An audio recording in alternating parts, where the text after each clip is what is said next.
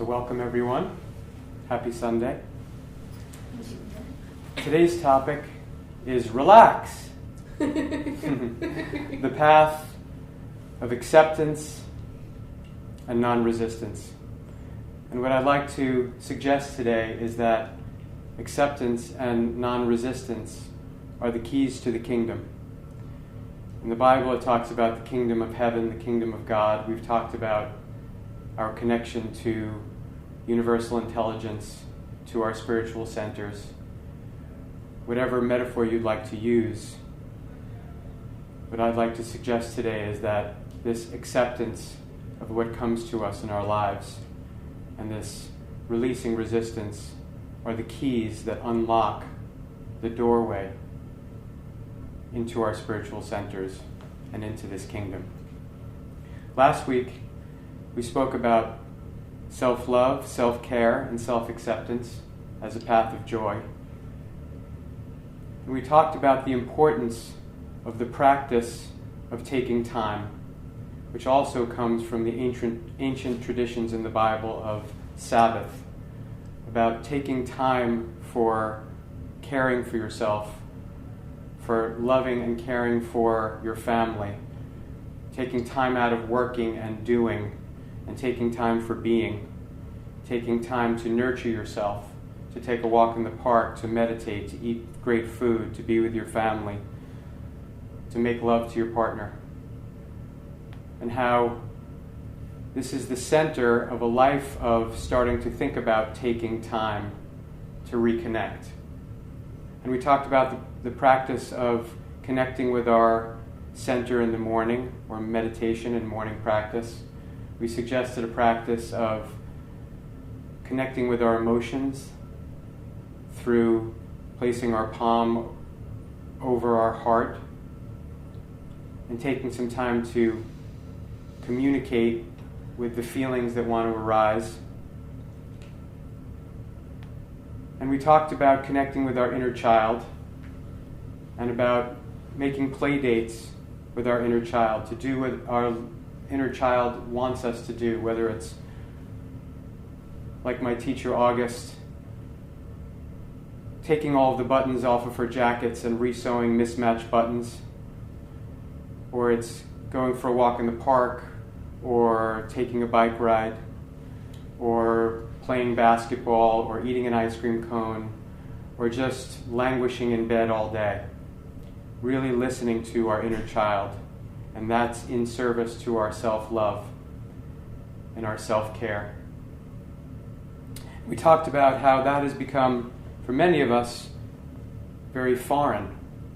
That self-love and self-care, while they seem like they should be natural instincts in us, because of our sometimes challenged childhoods, because of the unfelt energy patterns that we've talked a lot about, the samskaras, the result of some of our childhood traumas and feelings that were too much to feel at the time. We start to develop beliefs and stories about our unworthiness and about how we're not worthy of love, how we're not lovable, how we're not good enough. And one of the manifestations of this unworthiness is that it manifests as our unworthiness to receive our own love, to receive our own care, and to receive our own acceptance. And we also talked about one of the most important manifestations of a lack of self-acceptance is in our judgment and resistance to our feelings. And we talked about how a healthy, functioning organism, as a young child, allows and expresses their emotions as they come up and through them. And we've all seen those emotions change from laughter to crying to yelling back to laughter. And that free-flowing allowing and acceptance, which comes from a certain level of self-love. I allow and I accept and I embrace the feelings that are coming through my body. I honor them and embrace them, and therefore I allow them to pass through me. And therefore, I allow my life to continue changing and growing. But we've talked about how this self-judgment and this resistance to our feelings and this lack of self-acceptance stunts our growth. And today, I'd like to do a deeper dive into resistance and judgment and expand that resistance and judgment out towards every facet of our life, and again suggest that this deep path of acceptance and non-resistance is a gateway towards our transformation. So why do we resist? Why do we protect ourselves from life? Resistance, as we talked about, is a form of protection. And what we are protecting ourselves from is the energy of life moving through our bodies, essentially. Every experience, every person, every moment in our lives brings energy into our consciousness, into our bodies. And because we have a pattern from our childhood of having challenging experiences that create challenging energy in our bodies that were too much to feel, that were overwhelming, we developed a pattern of protecting ourselves, of resisting that energy of life that wants to come through us. And that resistance is a resistance to every moment of our lives. It's a judgment how this moment isn't the way I wanted it to be. This moment is not perfect. It doesn't match the picture. And we've talked about the pictures in our lives and how we have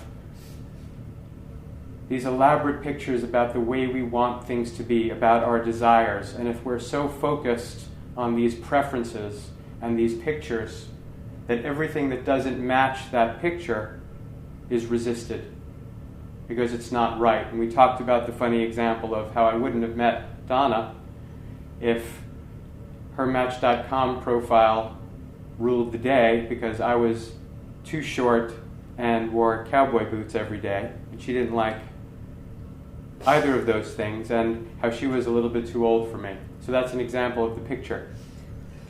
So we have pictures in our lives, and we have fears, and this is a very important aspect, as well as desires. So the desires are these pictures, and our fears are based on these repressed energy patterns in our lives that are living in our bodies from our childhood and our early life, from all the unfelt, uncomfortable feelings. And so what happens is we develop these soft spots, these vulnerable soft spots that are so tender that we are afraid and very deeply fearful of having them touched, because having those soft and tender spots touched not only hurts in the moment, but it brings up all of the past pain. And so what we do is we create lives, and I've talked about how I created a life like this, that are structured so as to avoid our tender spots, so as to avoid the triggering of our samskaras, of our unfelt feelings. Lives that are safe so that we don't have to feel what we don't want to feel. And so this life that we constructed locks out this energy of anything that's meant to trigger us, but it also locks us in and keeps us small. And so we judge each moment as it's arising, and we have fear that we don't want to be triggered, and so we resist the energy of life that wants to come to us, that wants to heal us, that wants to trigger and release these feelings in us.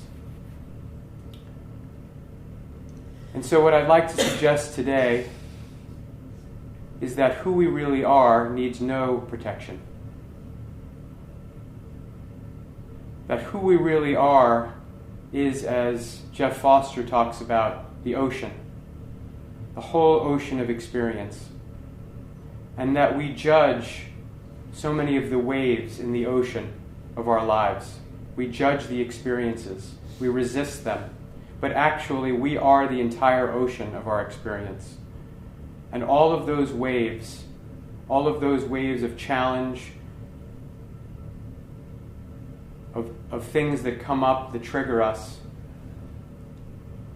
are actually already accepted by us on some level. They wouldn't have manifested in our lives if we hadn't already accepted those waves.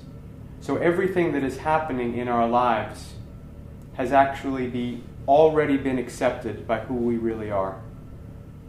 Think about that for a moment. Everything that is manifested in our lives has, on a very deep level, already been accepted by who we really are. The Roman Emperor Marcus Aurelius talks about accept whatever experience comes into our lives, or accept whatever experience comes into your life woven into the fabric of your destiny.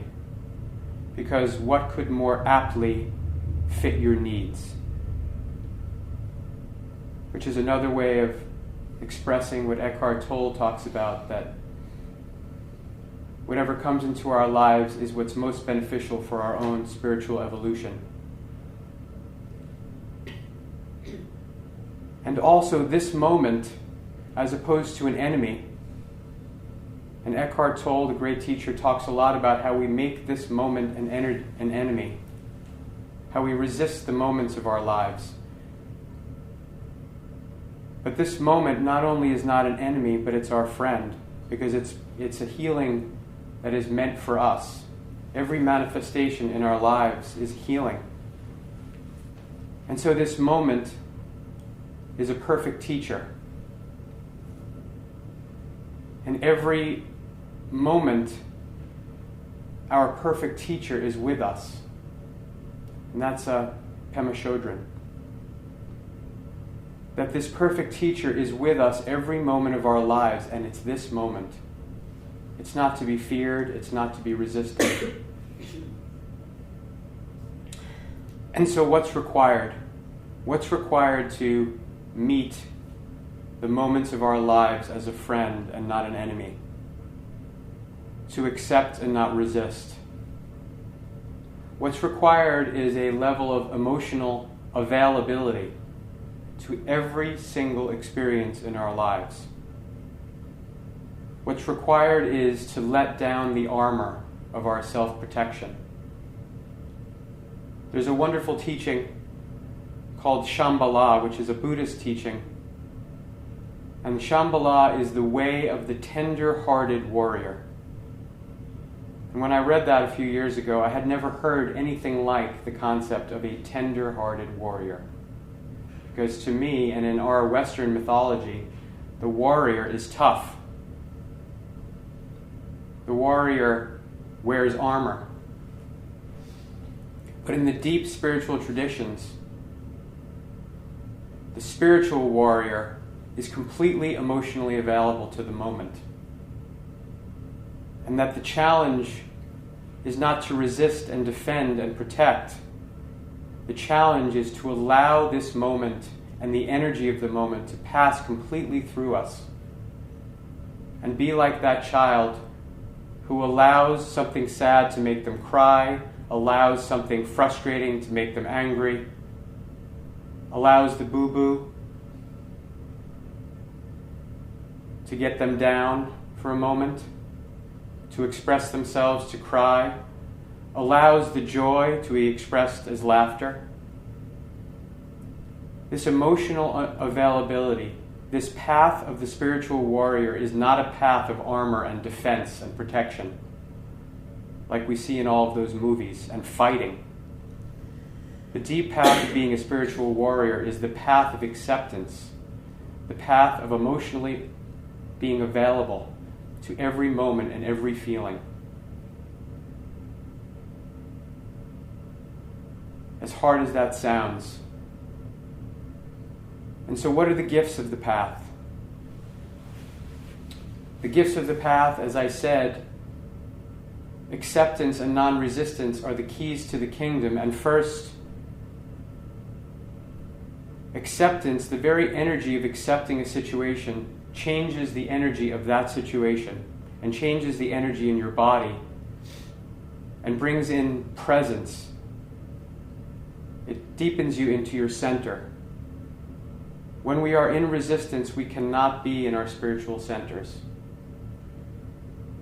We are up out of our bodies, into our minds, creating stories about how this moment is not right, it's not perfect, it's not what I wanted, it shouldn't have happened, I don't like this, I don't want this to happen, this is a mistake, I have to fix this. All of those thoughts that we have all of the time. I'm particularly good at the I have to fix this thought. And sometimes we go into fixing mode when we're not accepting. But when we can drop into our center through acceptance, not only are we connected to the kingdom, we're connected to the intelligence of the universe, we're connected to our guidance. And so when we are allowing and accepting a situation or a person or an event that occurs in our lives, we actually are in alignment with universal intelligence, and we are also in alignment with that event. And so what happens magically is that right action comes from our alignment. Suddenly, and we talked about this the last few weeks, solutions come. The way appears from no way. Because we are connected to universal intelligence, because we are not resisting the situation, and this occurs a lot in partnership as well, and in relationships. When we open and truly accept the person in our lives, the insight and revelation about how to be, what to do, right action is what they call it in the Buddhist teachings, comes to us. If we judge and resist, that insight doesn't come. And so from this acceptance and this right action that comes from the insight, situations change. Our life grows. Because we allow the energy of the experience and the energy of the person who's coming to us in this moment to come up, to pass through our bodies and pass through our lives, because we accept it. And therefore, it changes. It releases those old patterns of stored energy in our lives. It heals us. The situation evolves. What we think is, and I talked about this the last couple of weeks, what we think is if we accept a situation into our lives, that therefore that situation will be stuck in our lives. We think that saying yes means we're agreeing to live with this for eternity. But in reality, it's the resistance that keeps the situation stuck in our lives. It's the denial, it's the judgment, it's the lack of acceptance. Because the energy that wants to come through our body and our lives and move through us as a clear channel is blocked. And just like those feelings we couldn't feel when we were children, the samskaras don't get released. And so we continue in this, as this point of attraction, to keep attracting similar experiences into our lives because they are a vibrational match to what we're holding in our bodies and in our consciousness. And so the allowing and the accepting of what is, of what happens, of the people in our lives, allows those people and those things to change and grow, and therefore allows us to grow. I learned this in partnership, and from studying partnership, it's the resistance to the qualities of your partner or of the other person in your life that keeps the qualities stuck. It's the allowing and accepting and the unconditional love of those qualities that allows that person to grow. And so as our life is starting to grow, and as the situations are changed, we're on this healing journey now. Acceptance heals us. And this is something we've talked a lot about. We're allowing the energy of the experience or the person to come up into our body to trigger those repressed energy patterns and stored pain. We feel those feelings all the way. We release those samskaras from our body. We are no longer attracting experiences that are meant to trigger those feelings.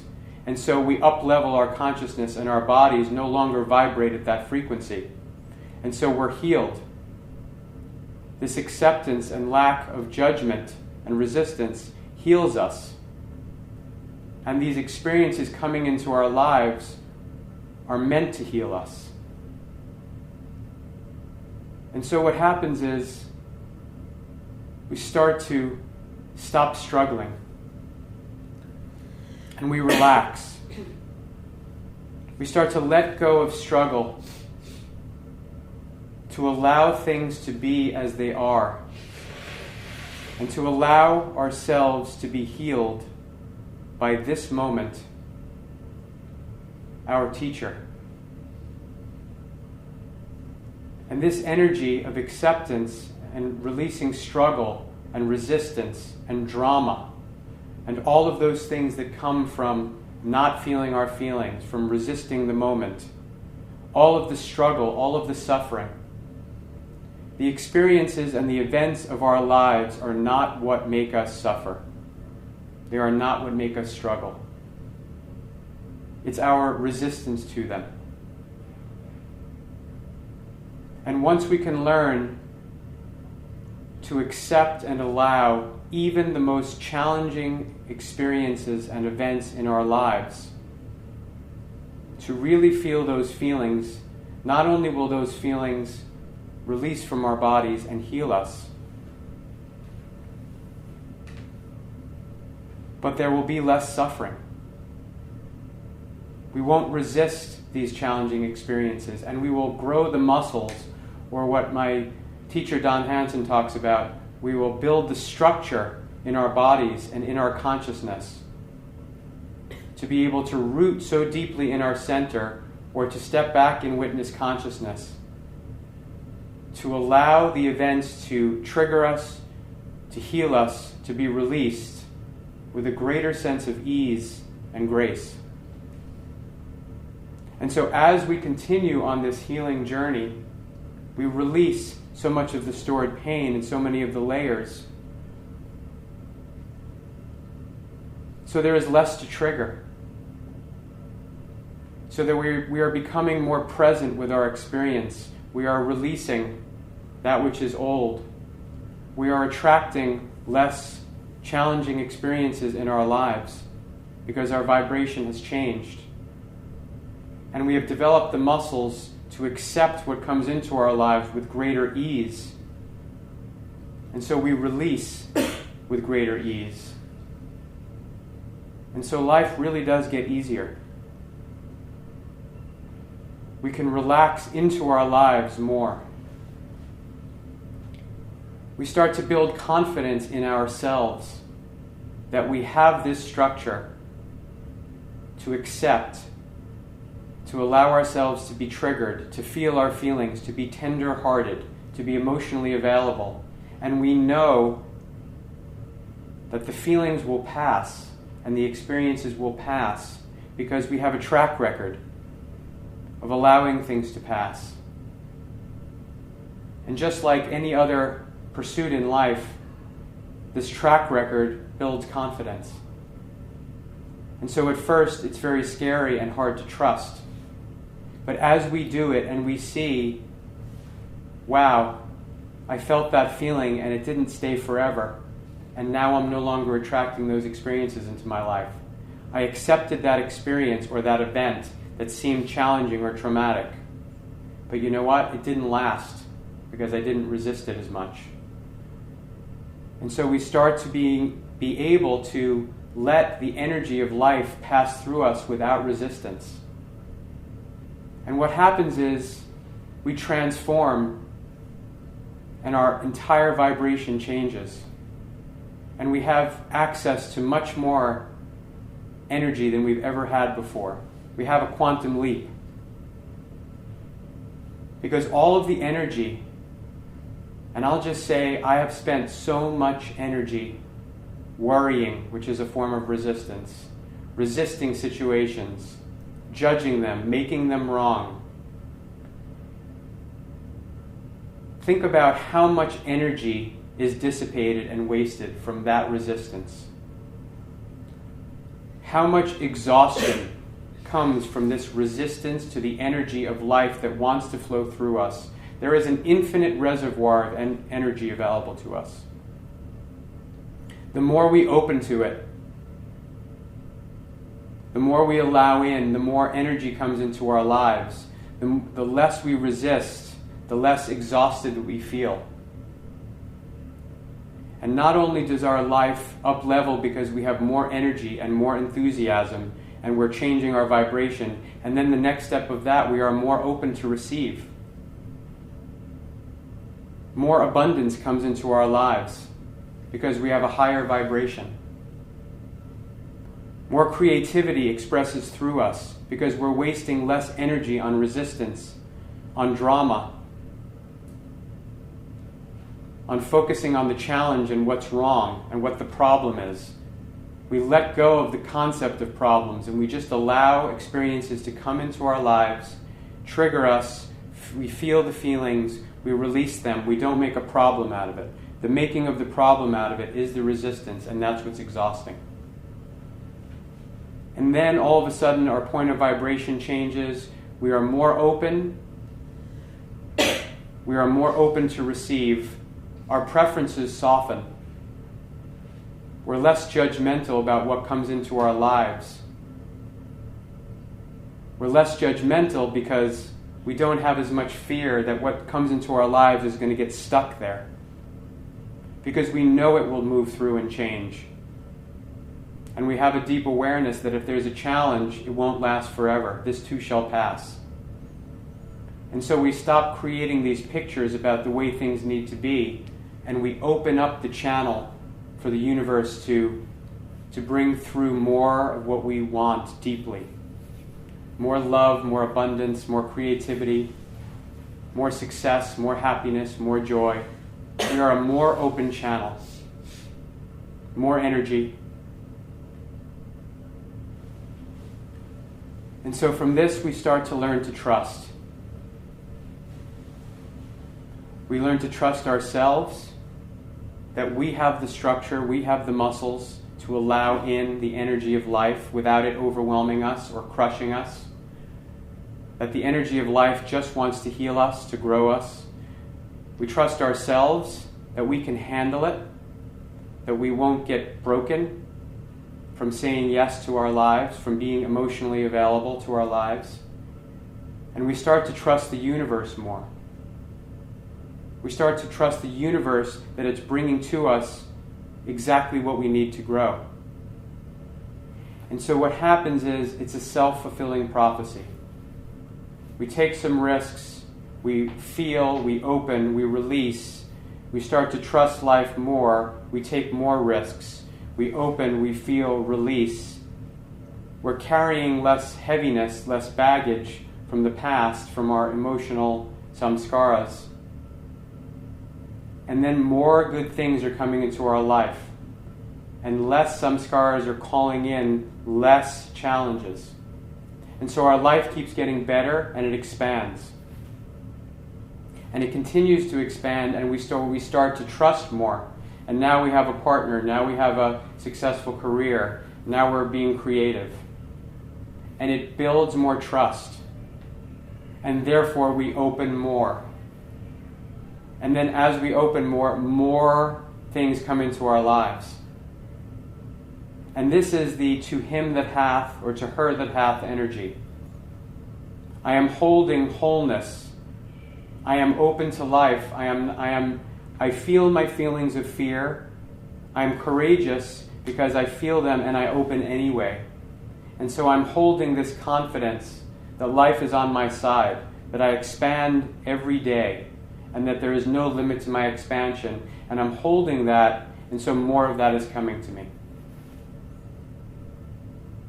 And all of this comes from the ease and the grace and the relaxation of acceptance, But again, what I've said many times, the price is to feel your feelings.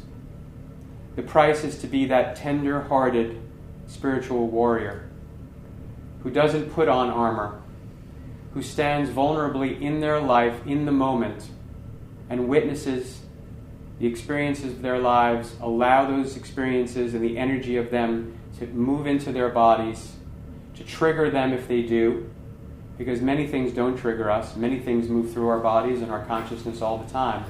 But then something does, because we have some repressed pain. It's a tender spot. And so we allow it to heal us. And so this allowing ourselves to feel our feelings is the tithe or the price for our self-actualization. And the concept of tithing is the concept of giving value of some kind, whether it's money or time or service, to your life, to universal intelligence, to God.